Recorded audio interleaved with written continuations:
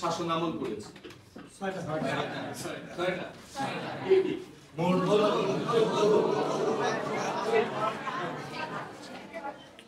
মৌর্য শুনছি আর সেন শুনছি, আর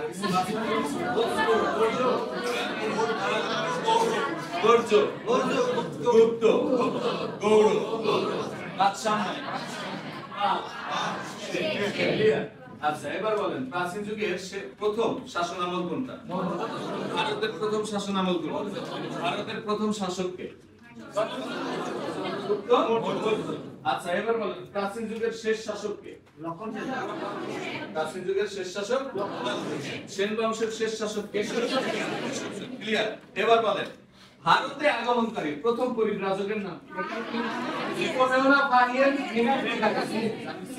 কথা একবারও গোল্লা ভরাট করা শেষ কিন্তু, হ্যাঁ শেষ না? এবার আর ফেরত পাবেন। এইরকমই করতে করতে করতে করতে দেখবেন আপনি আর কোনো নাম্বার পান না, পিএসসি উল্টা আপনার কাছে 10 নাম্বার পায়। কথা কি ক্লিয়ার? তাহলে ভারতে আগমনকারী প্রথম পরিব্রাজকের নাম কি? কোন শাসন আমলে আসে? শাসকের সময় আসে? তার গ্রন্থের নাম কি? গ্রন্থটা কি? Clear clear? এবার বলেন প্রথম চীনা পরিব্রাজক কার শাসন আমলে আসে? গুপ্ত বংশের সময় আসে। কোন শাসকের আমলে আসে? তার গ্রন্থের নাম কি? আচ্ছা, এরপরে বলেন কি নাম পছন্দ হয় নাই নাকি? পছন্দ হয় নাই? নামগুলো বলতে আসতে চায় না, তাই না? একটা কাজ করবেন আজকে, যে যারা বেশি পছন্দ করে তার নামটা কিন্তু সাথে সাথে শুনলে কি হয়, মুখস্থ হয়ে যায়, তাই না? আপনি যাকে পছন্দ করেন আজকের বিয়ে তাকে এই নামে ডাকা শুরু, তুমি আমার ভালোবাসা ওকে। আরে ভাইয়ের নাম কি? ও ভাইয়ের নাম কি? আরে বকু ওকে। কিনা এটা যদি ভালোবাসা পারে সব ক্রেডিট আমার, আর যদি শেষনি দেয় তাহলে কিন্তু আমি যাই। ওকে, এরপরে বলেন হর্ষবর্ধনের সময় কি আসে? গ্রন্থের নাম শিলভদ্র কে ছিল? নালন্দা বিহার কি ছিল? এটা একটা বিশ্ববিদ্যালয়, বিশ্বের প্রাচীন বিশ্ববিদ্যালয়। আচ্ছা বলেন নালন্দা বিহার কোথায় অবস্থিত? ভারতের কোন জায়গায়?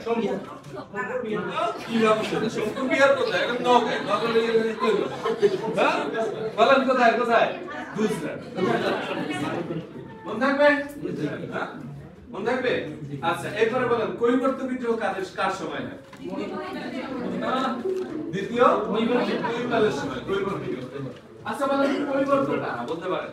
কৈবর্ত হচ্ছে জেলে সংখ্যা। কৈবর্ত কি? পালরা বৌদ্ধ ধর্মের অনুসারী ছিল, তো বৌদ্ধ ধর্মের মানে হচ্ছে জীব হত্যা মহাপাপ।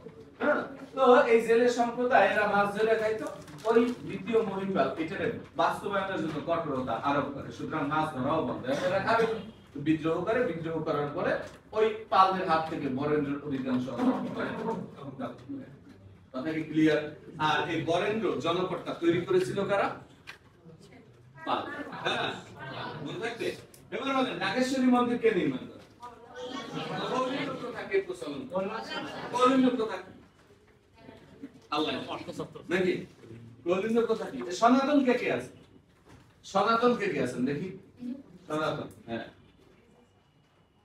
এই সনাতনরাও জানেন না কলিঙ্গ প্রথা কি? দরকার নেই, খালি পূজা দিলেই আর কিছু দরকার নেই। ও পুরোহিতের কাজ। নিজের ধর্ম সম্পর্কে নিজে কেন জানবে? হ্যাঁ, মুসলমানরা ঠিক মতো ধর্ম জানে না, উদয় বলে আল্লাহ। কোরআন পড়বে না, হাদিস পড়বে না, বরঞ্চ যারা কোরআন হাদিস পড়বে তাদের সমালোচনা। সনাতন ধর্ম নিজের ধর্মটা নিজের ইয়েটা কিছু করবে না, হ্যাঁ, অন্যান্য যারা পড়বে তাদের সমালোচনা করবে। এটাই হচ্ছে আমাদের কাজ। আমরা সবাই প্রশাসক হইতে চাই, প্রশাসক সমালোচনা করতে পারলেই আমি। বাংলাদেশে ডাক্তার আর সমালোচকের অভাব নেই। ডাক্তার আর তাদের বলবেন আজকে শরীরটা খারাপ, ভাই একটু না পাকে।